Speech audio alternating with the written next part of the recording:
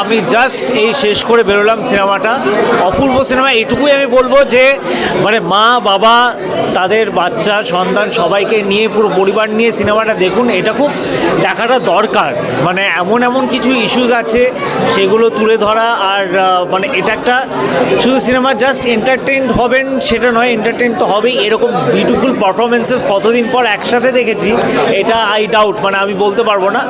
আর অনেকগুলো কারণ আছে এই সিনেমাটা দেখার, বিশেষ করে অ্যাজ আ ফ্যামিলি একসাথে বসে দেখার অনেক কারণ আছে। তো সেই অভিজ্ঞতাটা মিস করবেন না, গিয়ে দেখুন। আর এরকম ছবি হওয়া অনেক দরকার, মানে এইটাই actual what art means, and মানে সেটাই মানে সিনেমার থ্রু দিয়ে যেটা মেসেজটা আমরা দিতে পারি, এখানেই সিনেমাটা কতটা পাওয়ারফুল এরকম ছবি দেখলেই বোঝা যায়। তো দেখবেন।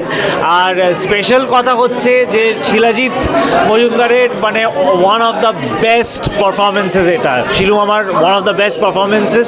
মানে এইরকম পারফর্ম যে করতে পারে, মানে এইরকম যে একটা পারফরমেন্স দেখবো, মানে এটা জাস্ট আনএক্সপেক্টেড ছিল। মানে আমি জাস্ট মানে দেখতে দেখতে আমি জাস্ট মানে বলা বন্ধ করতে পারিনি যে শিলু মামা এই সিনটা ফাটিয়ে দিয়েছে, একটার পর একটা দিতে থেকেছে। আমি জাস্ট ভাবতে পারছি না এরকম যদি ফার্স্ট রান হয় তাহলে মানে পরবর্তীকালে ফিউচারে কি কি আসতে চলেছে সেটা নিয়ে খুব এক্সাইটেড আমি।